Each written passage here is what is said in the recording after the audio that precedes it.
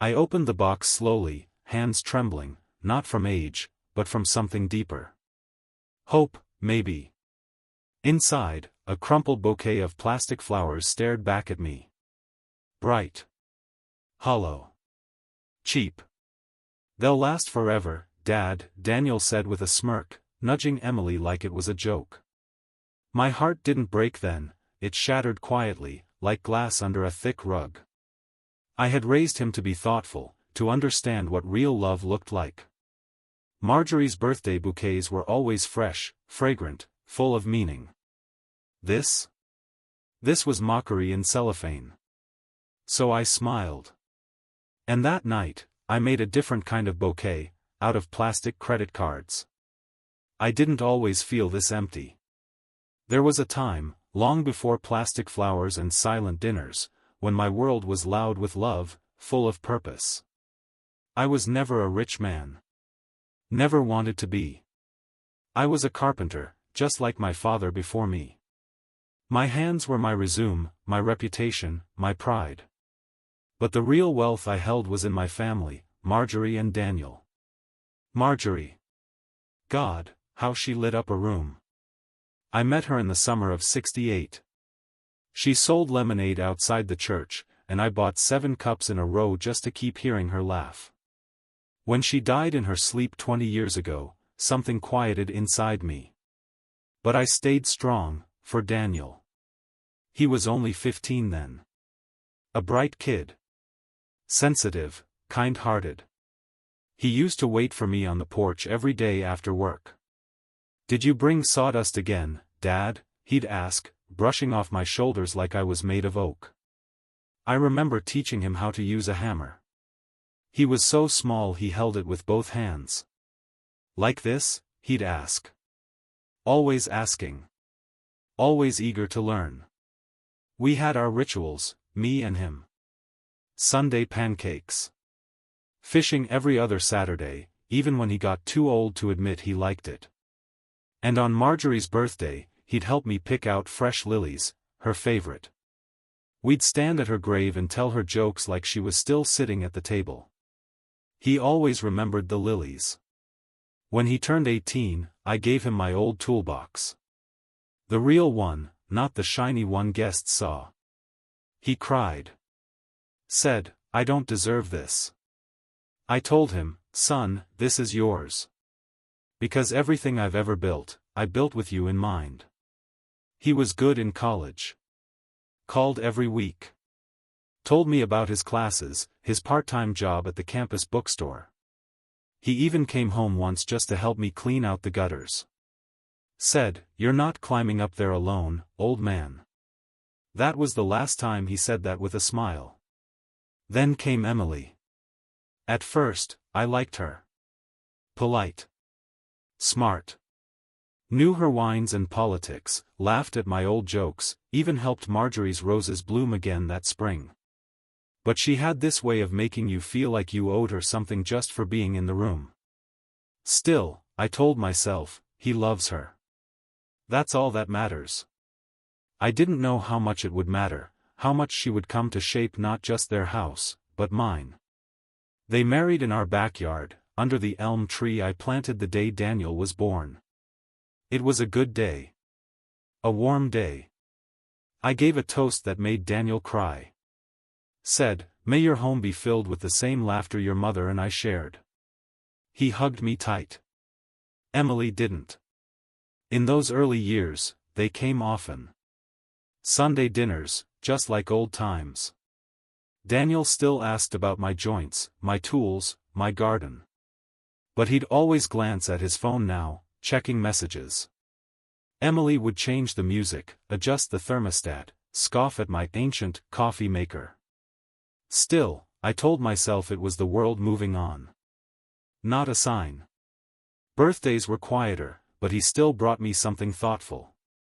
One year, a rare book about woodworking, annotated with notes from Marjorie in the margins. Said he found it in the attic. Another year, a new cane with my name carved into it. I used it even when I didn't need to. When I retired at 70, I thought we'd grow closer again.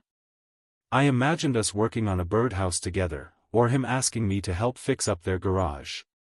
Instead, he brought Emily over to help me organize. She called it decluttering. She labeled boxes in Sharpie, old tools, sentimental junk, Dad's legacy. I laughed, but inside, something tightened. Still, every time they drove away, I stood on the porch and waved until their car disappeared. Because that's what fathers do. We keep showing up. And maybe that was the problem. I kept showing up, even when I was being faded out.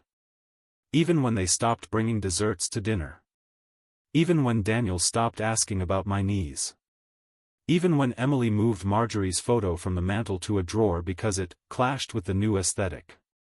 Even then. I smiled. Because that's what we were taught, to be stoic, to be patient, to believe that love, like good wood, endures. I remember once, when Daniel was maybe 8, he broke a vase in the hallway. Marjorie loved that vase. He was sobbing, apologizing over and over. I sat him down and showed him how we could glue the pieces back, make something new from something broken. He called it the cracked miracle. I think about that now. Wonder if he remembers. Wonder if he sees the cracks he's making and thinks they can be glued. But back then, those memories were my comfort. They were real. Not plastic. Not fake. Not forced. They were mine. And so I clung to them, long after I probably should have let go. It didn't happen all at once. That's the thing about distance, it creeps in quietly. Like rot beneath floorboards. You don't hear it until the wood gives out. At first, it was little things. Emily stopped hugging me when she walked in the door. Daniel started texting during dinner, eyes flicking down between bites. I told myself it was just the times. Everyone's busy. Everyone's tired. But sometimes, I'd catch a glance between them. Like they were sharing a joke I wasn't part of. The Sunday dinners that used to feel like tradition began to feel like obligation. One night, Emily brought a store-bought lasagna and said, "You don't mind, right? We've just been so swamped." I smiled and said it was fine, even though I had already made pot roast. It sat untouched in the oven while we ate that cold lasagna on paper plates. I told myself to be grateful. At least they came. But then they stopped calling as often. And when they did, the calls were clipped, rushed. Daniel would say things like, "Everything good, Dad? Need anything? Okay, cool, gotta run." One evening, I called to ask if he'd come by to help fix the fence gate that was sagging. Emily answered. Her tone was sweet, but her words cut. "Daniel's just swamped with work and the baby. Maybe you could ask someone else. Or hire a guy." The baby. My granddaughter. I hadn't even met her yet. They never said I couldn't visit. But somehow, the message was always clear: it's not a good time. I tried to understand. I know how overwhelming new parenthood can be. But months passed. I saw photos of little Clara online before I ever saw her in person. By the time they brought her over, 6 months old, wrapped in pink fleece, she barely looked at me. And Emily hovered like I was holding something fragile I didn't deserve. I handed Clara back quickly, not because I wanted to, but because I felt unwelcome. Like a guest who stayed too long. Then came the questions. "Dad, do you still have your pension documents handy? Hey, we were talking about long-term care, you've got insurance, right?" Emily brought up a retirement community she'd seen online. "They have lovely grounds and daily chess games," she said.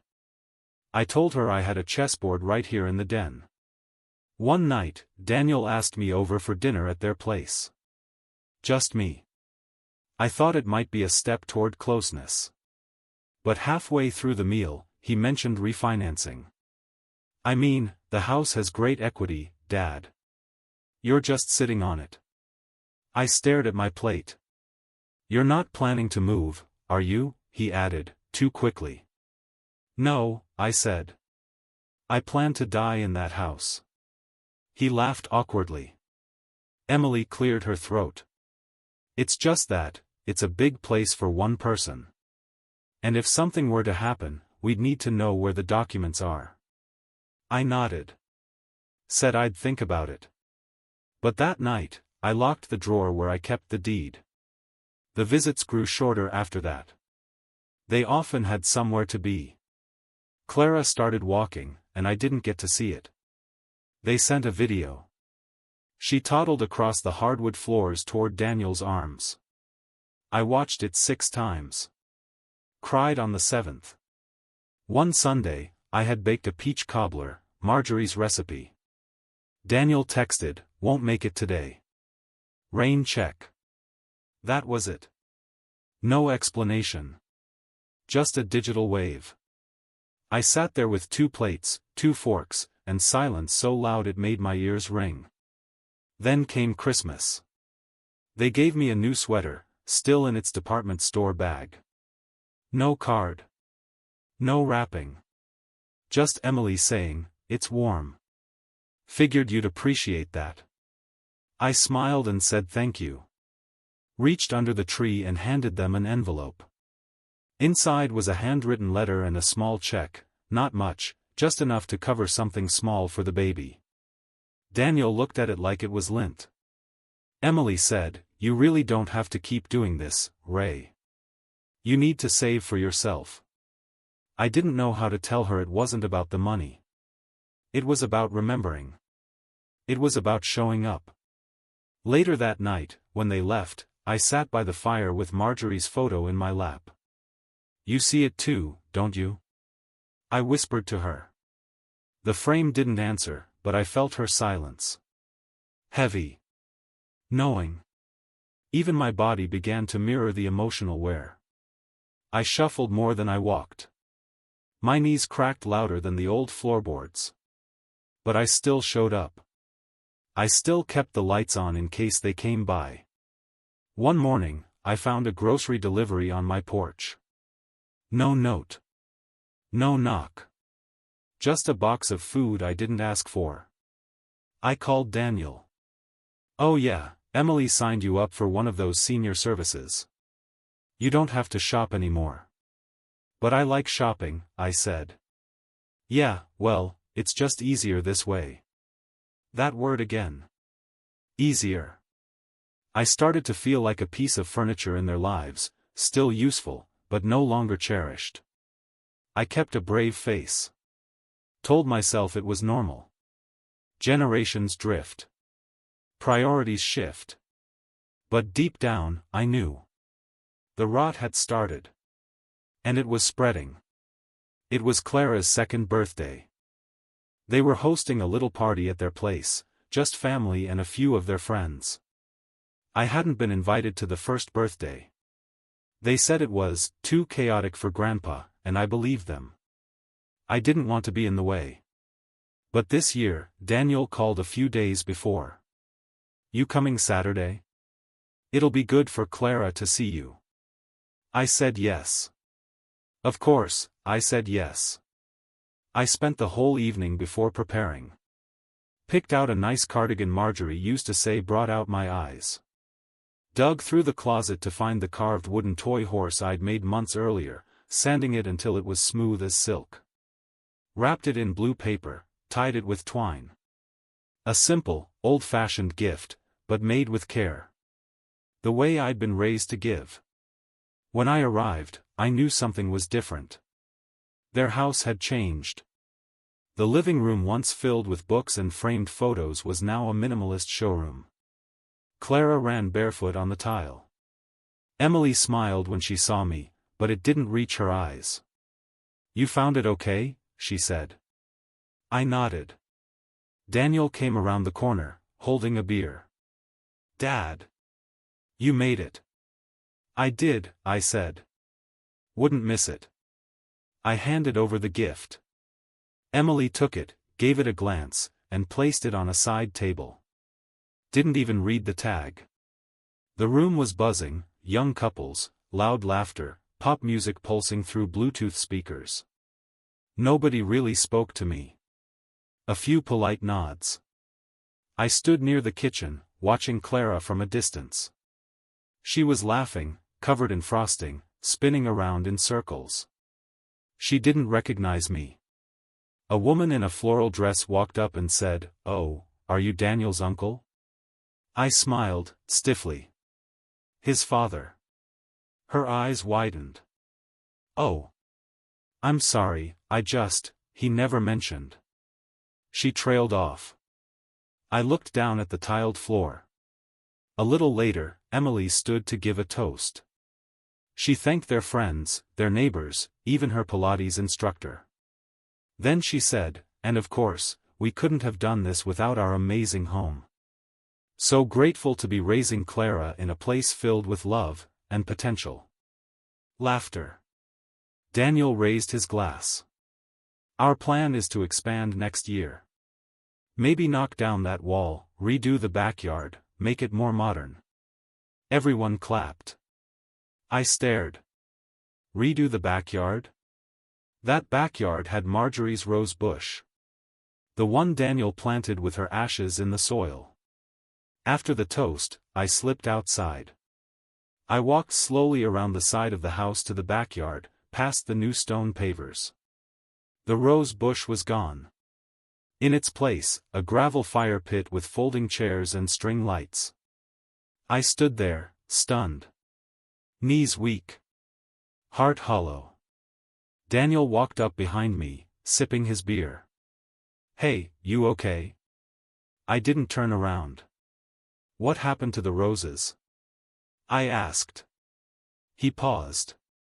"Oh. Yeah, they weren't really doing well. Emily said they made the yard look dated. We thought a fire pit would get more use." "She was buried under there," I said, my voice thin. He sighed. "Come on, Dad. Not literally. You know, we just scattered some ashes there." "It wasn't," he stopped himself. "It's just a space now." I nodded slowly. "Just a space." I walked away. Inside, the music had gotten louder. Clara was opening presents now, paper flying everywhere. She reached for my wooden horse. Emily plucked it away gently. "Let's open something exciting, sweetie." She handed her a blinking, plastic toy that beeped and sang. Daniel didn't say anything. Later, when it was time to leave, I thanked them both. I even smiled for a photo with Clara, though she had no idea who I was. As I stepped out the door, I turned back and said, "The house looks different." Emily smiled brightly. "Doesn't it? We've finally made it ours." I drove home in silence. No radio. No thoughts. Just silence. When I got inside, I sat in Marjorie's old armchair. The house creaked around me, those familiar, comforting sounds. I looked at the framed photo on the mantel. Marjorie holding baby Daniel, her face radiant. "I'm sorry," I whispered. I tried. I don't remember falling asleep. But when I woke up, it was dark outside. My phone buzzed. A text from Daniel: "Thanks for coming. Clara had fun." Clara didn't know who I was. I stared at the text for a long time, then deleted it. The next morning, I went to the backyard. Marjorie's garden was overgrown, but still alive. Roses, though fewer now, still fought to bloom. I spent an hour pruning them. Hands bleeding. Knees stiff. But it felt right. A neighbor passed by and waved. "You're up early, Ray." "Just tending to the important things," I said. Because that's what love is. Not modern. Not convenient. Just steady. And they'd forgotten that. It was a Tuesday morning when I heard them. I wasn't supposed to. I was only over because I'd forgotten my reading glasses at their house after Clara's party. I let myself in with the spare key they gave me years ago, before Emily started locking drawers and rearranging rooms. The house was quiet, or so I thought. Then I heard Daniel's voice from upstairs. "We can't wait another year, Em. The market's hot right now. If we're going to sell Dad's place, we need to get ahead of it." I froze. Emily's voice followed, calm and certain. "He's stubborn, but he's getting older. One fall, one hospital visit, and it's out of our hands. Better we plan it while he's still somewhat reasonable." There was a pause, then laughter. "Daniels. I just want him to be taken care of," he said. Emily replied, "And us too. We're not getting any younger." I stepped back, nearly knocking over the side table. My heart pounded in my chest, not from fear, but from betrayal so deep it felt physical. Sell my house? That house wasn't just wood and brick. It was where Daniel took his first steps. Where Marjorie nursed him through measles. Where we carved our initials into the porch railing on our 25th anniversary. It was ours, not theirs. I left without saying a word. Slipped the key back under the mat. Drove home in silence. I didn't cry. Not right away.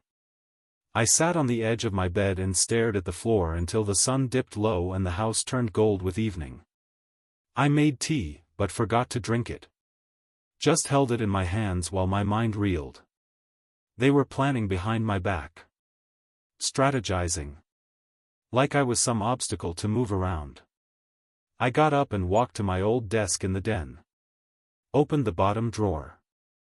Pulled out the manila folder labeled House Papers. Inside were documents Marjorie and I had signed when we bought this place in '73. Her handwriting was still on some of the notes: check plumbing, call fence guy, get Ray to fix the light in the shed. I traced her words with my finger. Then I did something I hadn't done in years. I opened the box of keepsakes at the back of the closet. Marjorie's letters, Daniel's crayon drawings, Clara's birth announcement. And there, tucked in a velvet pouch, was Marjorie's rose brooch. But it wasn't the original. The real one had gone missing last spring. I'd asked Daniel and Emily about it, thinking maybe Clara had played with it during a visit. They said they hadn't seen it. But I remembered now, seeing the same brooch listed on Emily's online resale page. The photo was unmistakable, a gold rose with a chipped petal and a faded M etched on the back.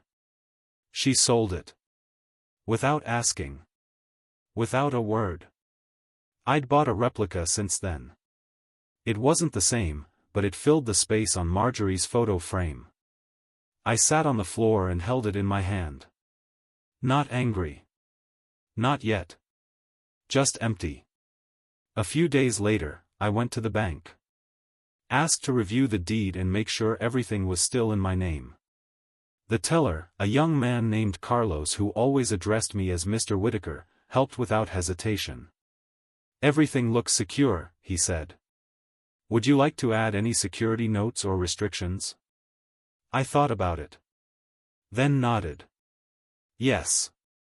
Please make a note that no changes can be made without my in-person approval and a signed, notarized letter." Carlos typed it in. Done. I left the bank lighter than I'd felt in months.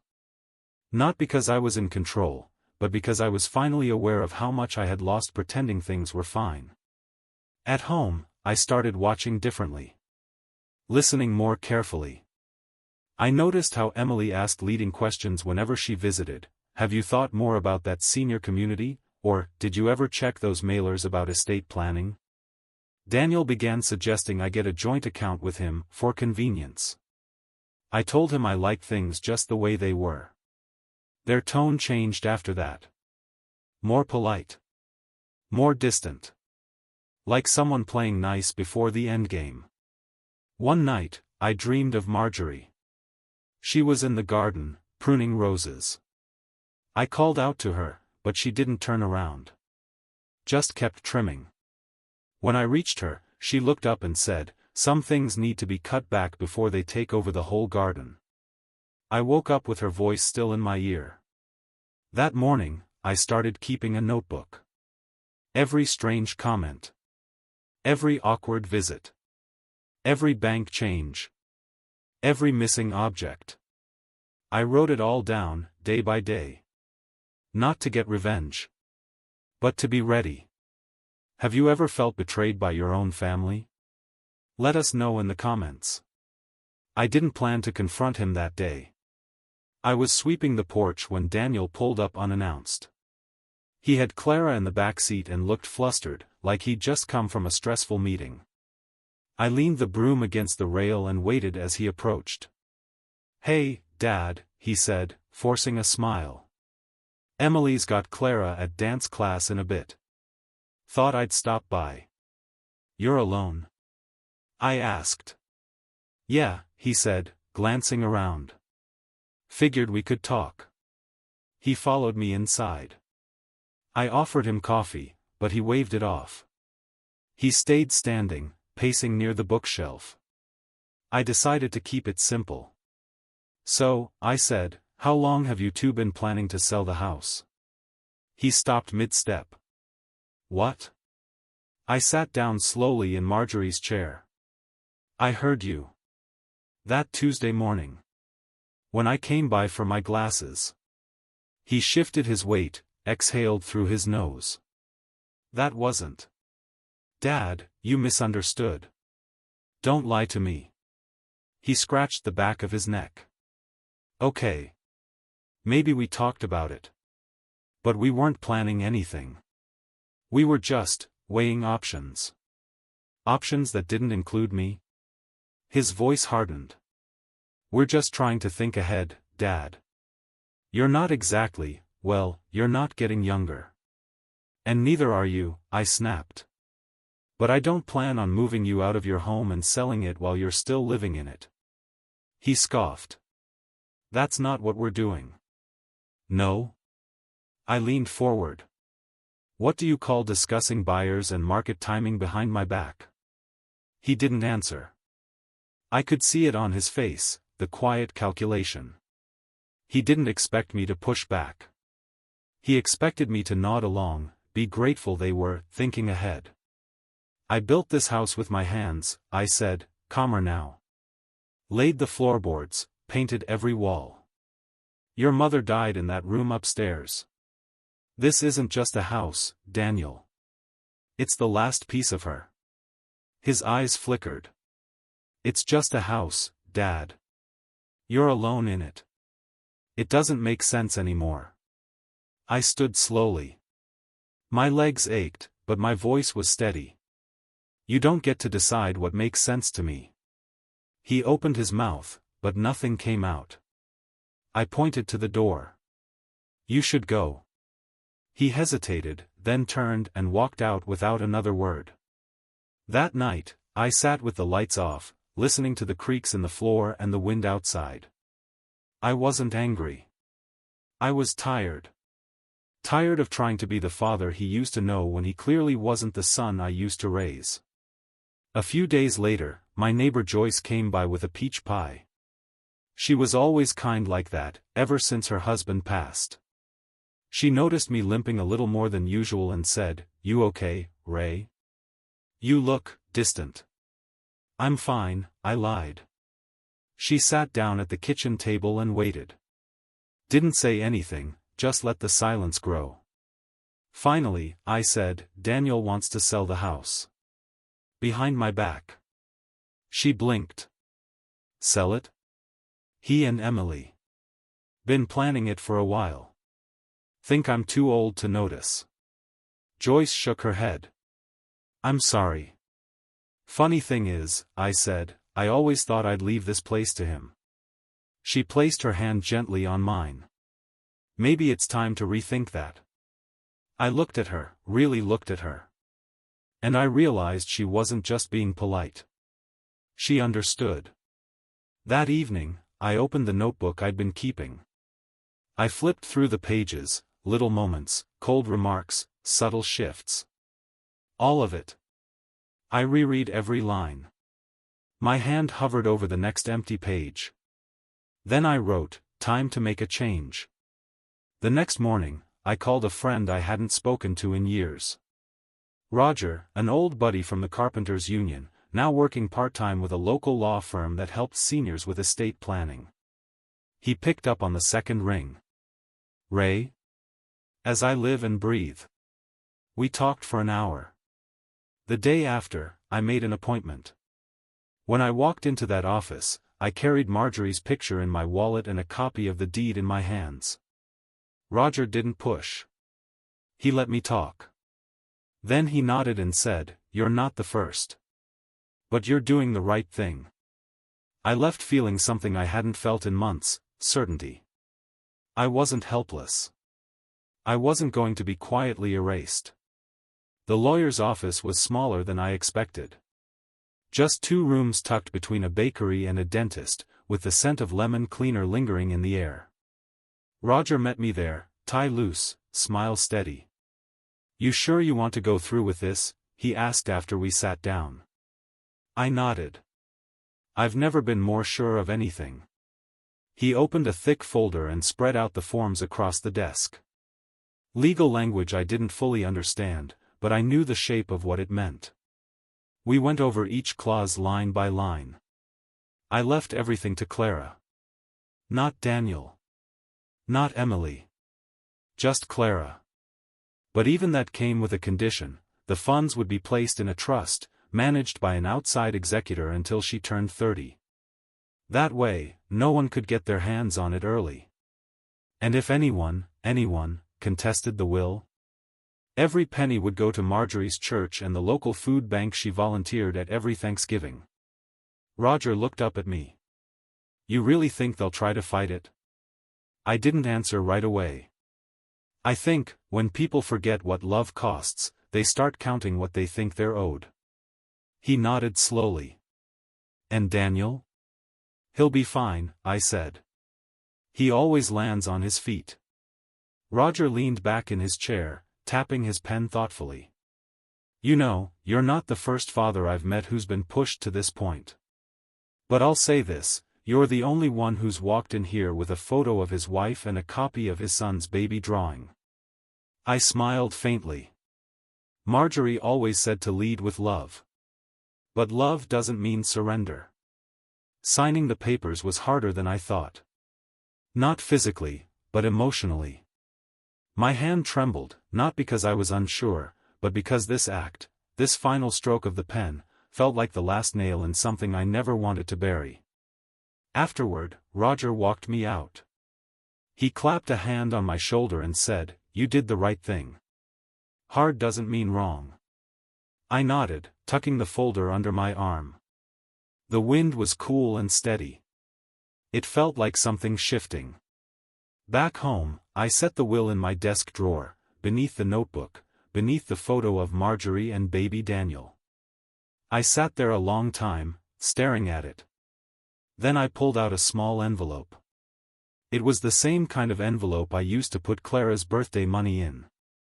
But this one held something else, a fake credit card, plastic and gleaming, with Daniel's name on it in gold letters. I'd ordered it online. Just a joke at first. But now? It was a symbol. I slid it into the envelope with a small note: "For everything you gave me, son." That night, I dreamed of our old kitchen. Marjorie stirring soup, Daniel sitting at the table with crayons, drawing rockets and smiling up at me.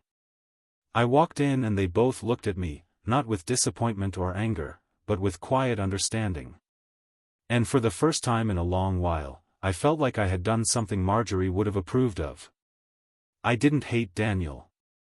That was the hard part. I remembered rocking him to sleep. I remembered teaching him how to shave. I remembered him sobbing at Marjorie's funeral, clutching my hand like a child again. But love doesn't mean letting someone strip away your dignity. Love isn't permission to be forgotten. The following week, Daniel called. Casual as ever. "Hey, Dad. Emily said you were acting a little off lately. Everything okay?" "I'm fine," I said. "Just putting things in order." He chuckled. "You sound like you're dying." I smiled. We all are, son. Some of us just like to be ready. He didn't ask what I meant. And I didn't offer more. When we hung up, I held the phone a little longer than usual. Then I placed it face down, took a deep breath, and looked around the room. My house. My memories. My life. And now, finally, my decision. My birthday came on a gray, quiet Sunday. Rain tapped against the windows like an old friend hesitant to knock. I didn't expect a party. I didn't expect cake or balloons. I didn't even expect visitors. But they came anyway. Daniel and Emily showed up late in the afternoon, Clara trailing behind in a glittery dress, more interested in the puddles than the visit. Daniel carried a thin box tucked under his arm, wrapped in shiny silver paper. Emily had that smile she always wore now, the kind that looked polite but felt cold. "Happy birthday, Dad," Daniel said as they walked in, brushing off their shoes. Clara gave me a quick hug, then ran to the living room to play with a toy I hadn't seen before. Emily sat on the edge of the couch like she didn't plan to stay long. Daniel handed me the box. "Got you something practical this year." I peeled back the paper slowly. Inside, nestled in crinkled tissue, was a bouquet of plastic flowers. Daisies. Bright. Cheap. Still had the price sticker on the bottom. He grinned. "They'll last forever, huh? No watering required." Emily chuckled. Daniel thought it was clever. I stared at the bouquet for a moment too long. Then I smiled. Very clever. We sat in silence for a few minutes. Clara babbled happily to herself. The rain picked up. Emily glanced at Daniel, then leaned forward. "So," she began, "we were talking on the way over, and we think it might be a good time to get serious about your future, Ray." I raised an eyebrow. "My future?" "Your care," Daniel added quickly. "Just, long-term. So things don't fall through the cracks." Emily pulled out a tablet. Swiped to a page. "We found this wonderful retirement village, Rosewood Hills. They have 24-hour staff, a chef, movie nights, everything." I looked at Daniel. "You think I need a home?" "It's not about need," he said. "It's about comfort. Peace of mind. For everyone." Emily nodded. "We've even talked to the facility. There's a room opening up next month. We could help with the move." The words hung there. Move. Facility. Opening. I leaned back, looked at Clara quietly building blocks. Then at the plastic flowers still in my lap. "You've already made plans," I said. Daniel shifted. "We were just preparing. Exploring options."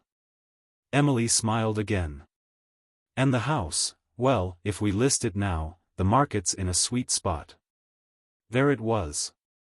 Not even wrapped in subtlety anymore. I stood up slowly. My knees ached. My back stiff. But I stood tall. "I'll think about it," I said. Daniel blinked. "Really?"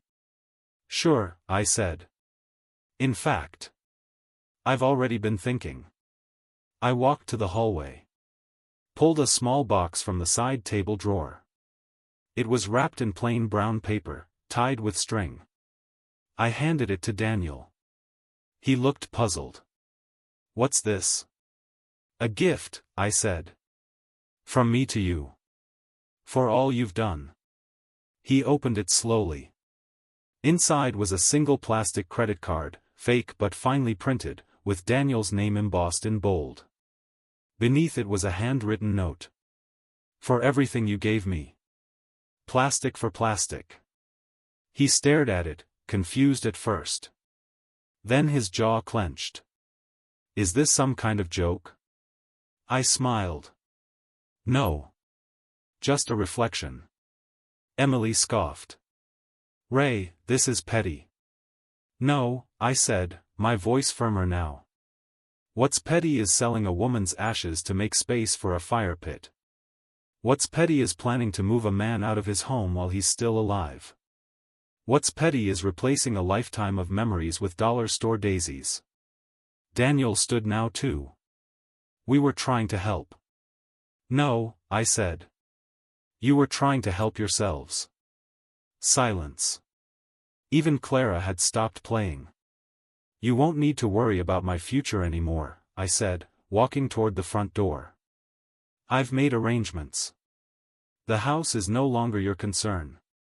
Neither is the will. Daniel's face paled. What did you do? I protected what matters, I said. Because clearly, you forgot. Emily looked at him. He's bluffing. Try me, I said, opening the door. They left without another word. Clara gave me a small wave. I waved back. Then I shut the door. I leaned against it, exhaling slowly. And for the first time in years, I felt something I hadn't in a long time. Control. The invitation came on thick cardstock with gold lettering. Clara's preschool graduation party. Hosted at the community center, complete with food trucks and a magician. Open to friends, family, and neighbors. I wasn't supposed to get one. But Joyce, the neighbor with the peach pies, found hers in the mail and brought it over. They probably figured you wouldn't want to go, she said gently. But I thought, you should decide that for yourself. I stared at the envelope. I hadn't seen Clara in months. Daniel hadn't called. Emily hadn't even sent a photo. But here they were, throwing a public celebration. Inviting the whole town. Smiling for appearances. Something about it gnawed at me. Maybe it was pride. Maybe spite. Maybe love buried so deep it didn't know where else to go. Either way, I ironed my best shirt that morning. Put on my old blazer, the one Marjorie always said made me look sharp, not stuffy. I clipped her rose brooch to the lapel. The replica, yes. But it gleamed all the same. When I walked into the center, heads turned. I heard whispers. Is that Ray? He hasn't been to anything since. Did they invite him? Daniel spotted me from across the room. His face froze, mid-laugh. Emily's grip tightened on her wine glass. Clara was at the front with her classmates, lining up for their little cap and gown ceremony. I took a seat in the back. Didn't want a scene. Not yet. The ceremony was sweet. Children mumbling through a song, one kid picking his nose, another bursting into tears mid-recital. Clara stood tall, beaming. When she received her paper diploma, I clapped softly. When the applause faded, Daniel stepped up to the microphone. We want to thank everyone for being here today. Clara is lucky to grow up surrounded by so much love and support. I stood. Daniel faltered, eyes flicking to me. I walked slowly toward the front, steady as I could. People parted. Whispers buzzed. I reached into my coat pocket and pulled out a small envelope. The same kind I used to keep letters in. I held it up. I wasn't going to speak today, I said, voice clear, not loud. But seeing Clara reminded me what we're supposed to be celebrating. I turned to Daniel. You used to draw her name on every card you gave me. You said she reminded you of Mom. Do you remember that? He didn't answer. I opened the envelope. Pulled out the fake credit card. Held it up. This is what I got for my birthday, I said. A piece of plastic. In return for raising a son. For burying a wife. For building a house you tried to take without asking. Gasps. Silence. Emily's face flushed red. I looked at the crowd. I'm not here to shame anyone. I'm here to be honest. Because sometimes, when people forget where they come from, they need to be reminded. I took a deep breath. I changed my will. Daniel and Emily are no longer beneficiaries. Everything I own will go to Clara. Not through them. Through a trust. If they contest it, every cent goes to charity. Emily muttered, "This is insane." I turned to her. No. What's insane is selling a man's memories out from under him and calling it care. Daniel stepped forward. Dad, stop. Please. I'm done stopping, I said. I stayed quiet out of love. But love doesn't mean letting yourself be erased. I looked at Clara, still holding her diploma, eyes wide and confused. She deserves better than plastic flowers and hollow words. She deserves to know what family really means. I placed the envelope on the table next to the microphone. Then turned and walked out. The air outside was warm. Clean. For the first time, I didn't feel weighed down. As I stepped into the parking lot, someone caught up to me. A woman. Younger. One of Emily's cousins, maybe. She said, "I don't know what happened, but, good for you." I nodded. It wasn't revenge. No, she said. It looked like love with a backbone. Do you think the father made the right choice? Comment and don't forget to like and subscribe for more true life stories. The house was quieter than usual when I came home. No ringing phone. No knocks on the door. Just the hum of the fridge and the soft creak of old wood settling into itself, like it had been holding its breath along with me. I stood in the entryway for a long while. Still in my blazer, still wearing Marjorie's brooch. I hadn't realized how heavy it felt until I took it off and laid it gently back on the mantel beside her photo. Did I do the right thing? I asked aloud. Her smile in that picture didn't waver. Calm. Gentle. The same way she looked at Daniel when he scraped his knee or failed a spelling test. She always said silence wasn't empty, it was full of answers you had to listen for. So I listened. But all I heard was wind. The town, of course, started buzzing. Joyce told me at the grocery store the next morning that people are talking. At the cafe, two men glanced up when I walked in and nodded, quick, respectful, but unsure. I sat by the window with my tea and newspaper, pretending not to notice. I didn't care for gossip, but I knew it mattered. That kind of silence is different, the kind where people don't know what side to take. What I hadn't expected was how lonely victory feels.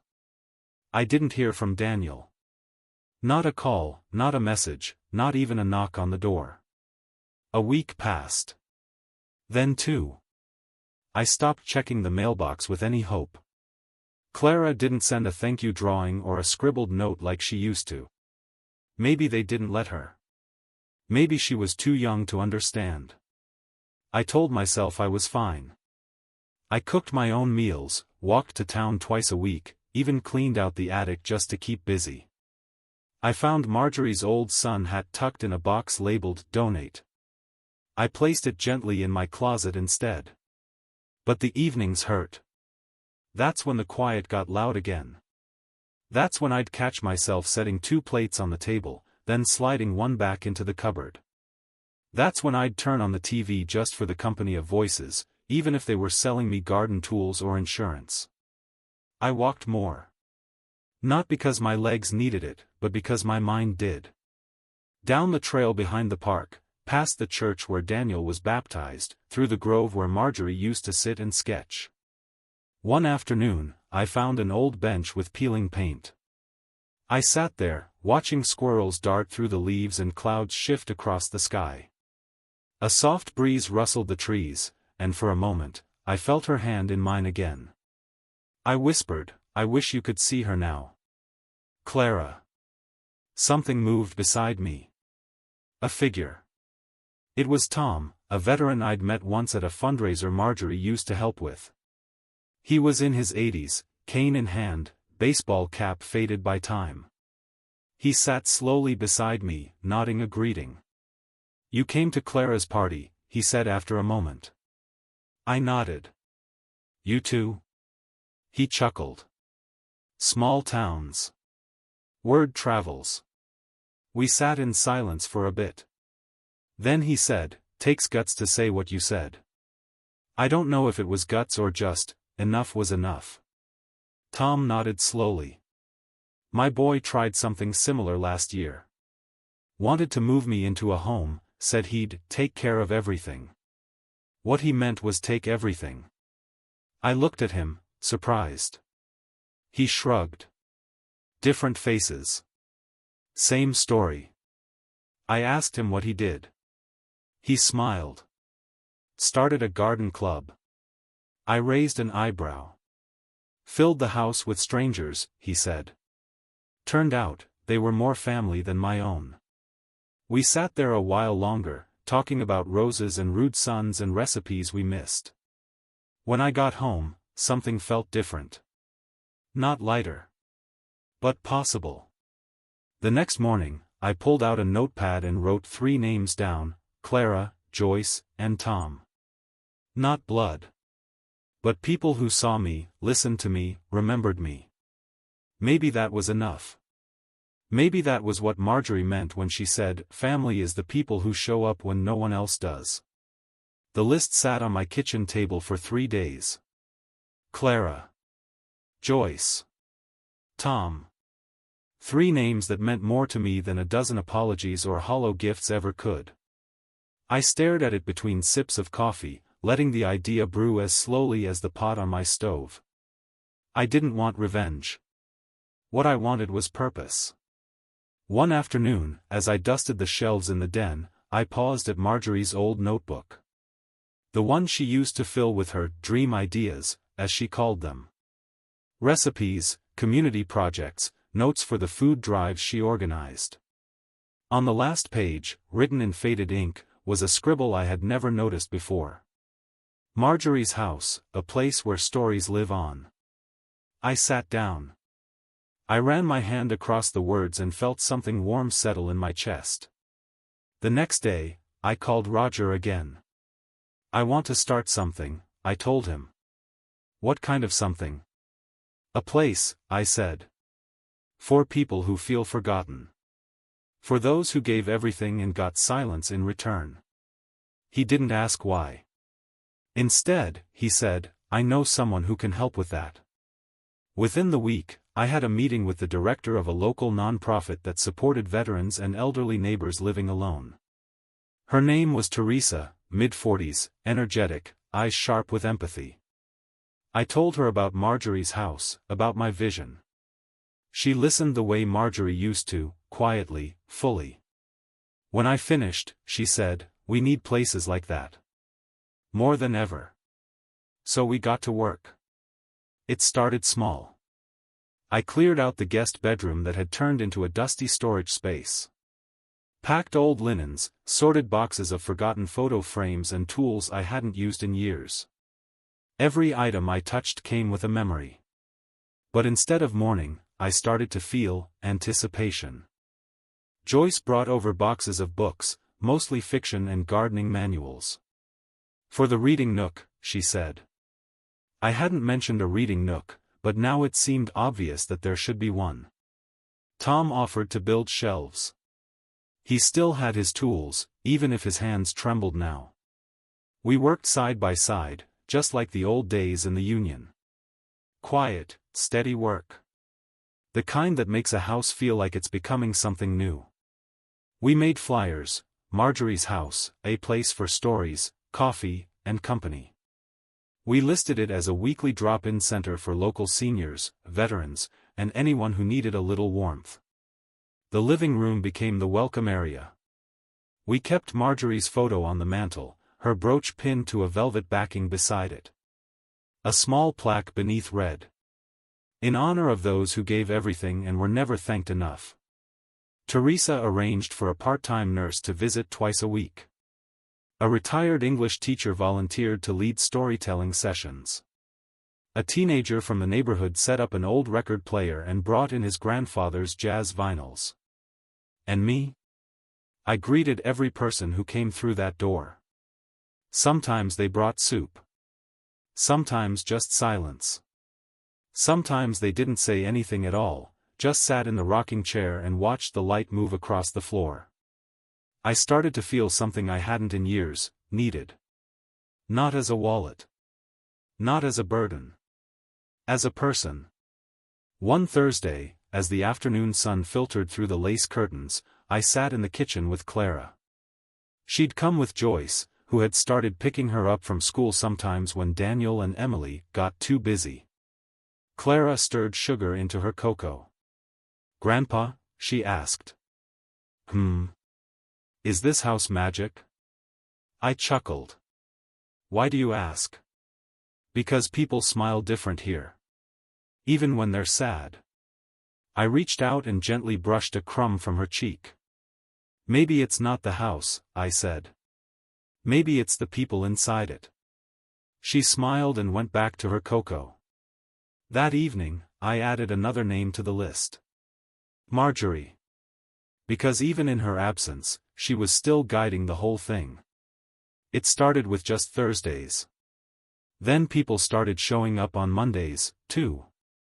And by the time the second month rolled around, I had to put out extra chairs on the porch.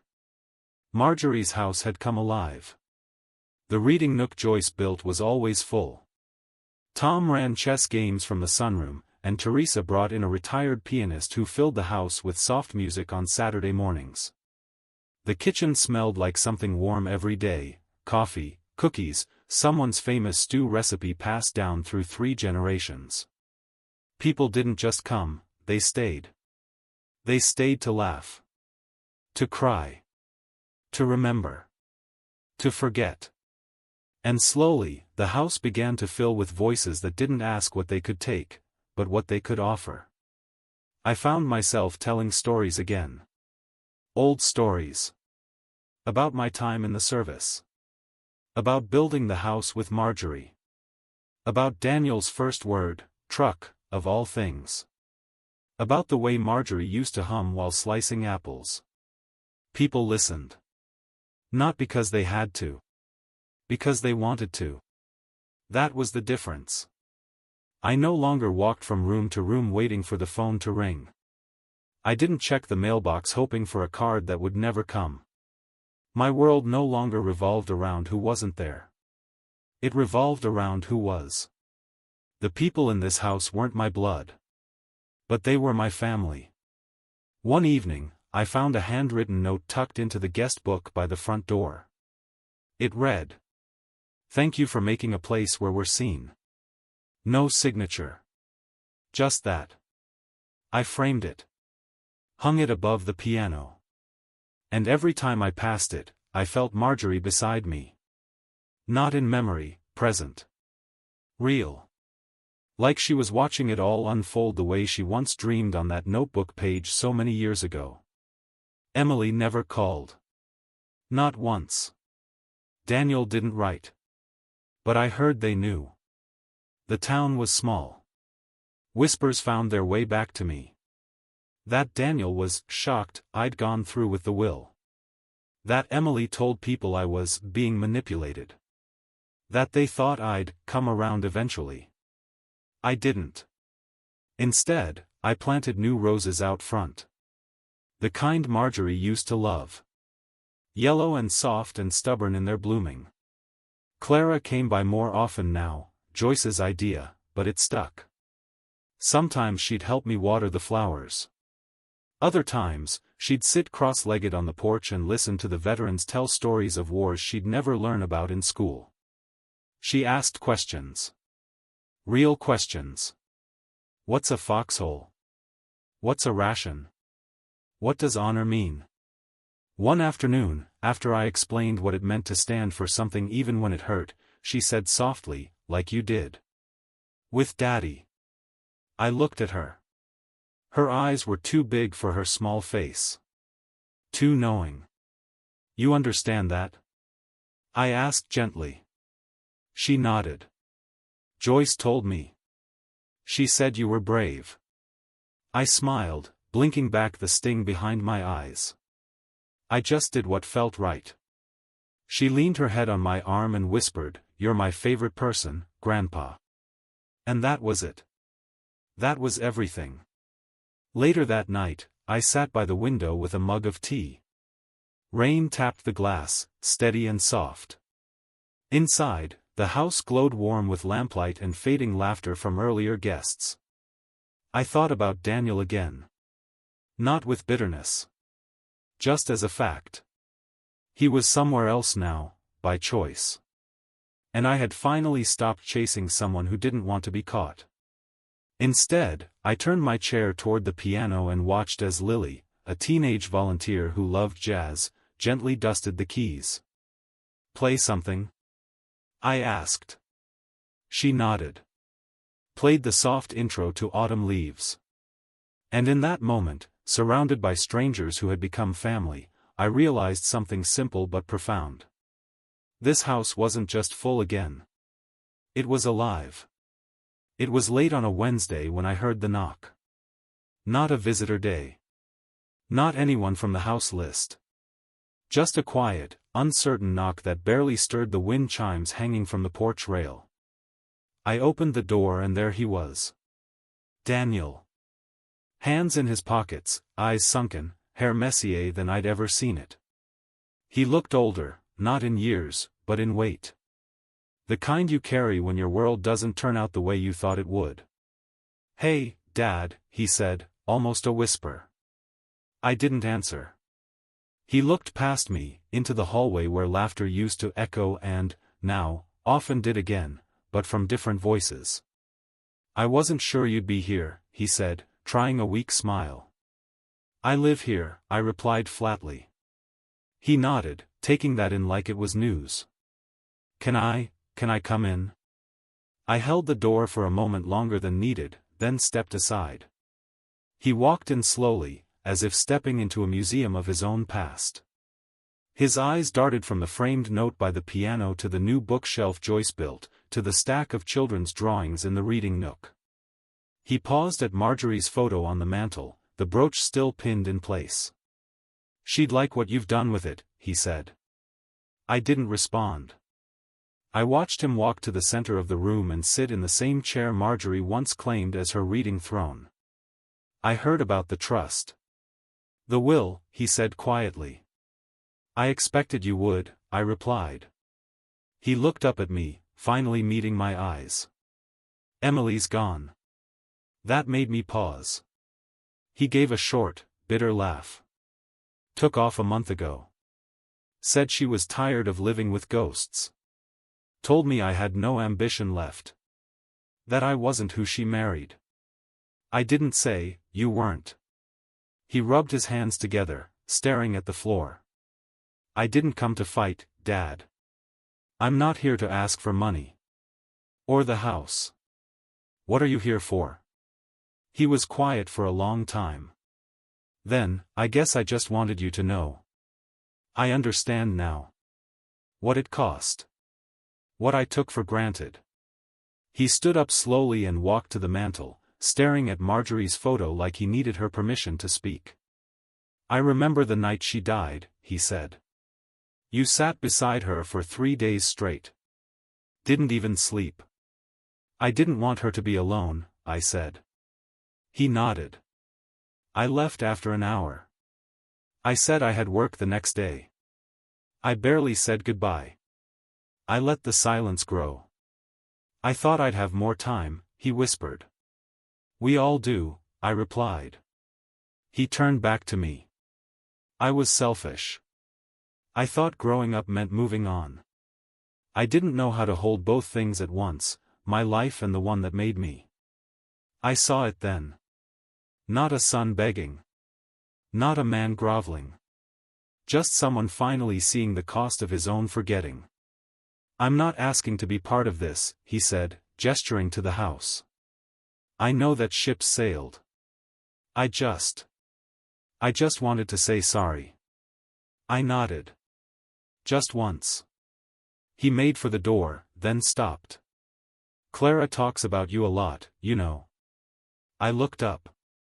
"She says this place is where people go to feel safe." That you're the kindest man she's ever met. That nearly broke me. I tell her she's lucky, he added. She says she knows. He stood there for another moment, hand on the knob.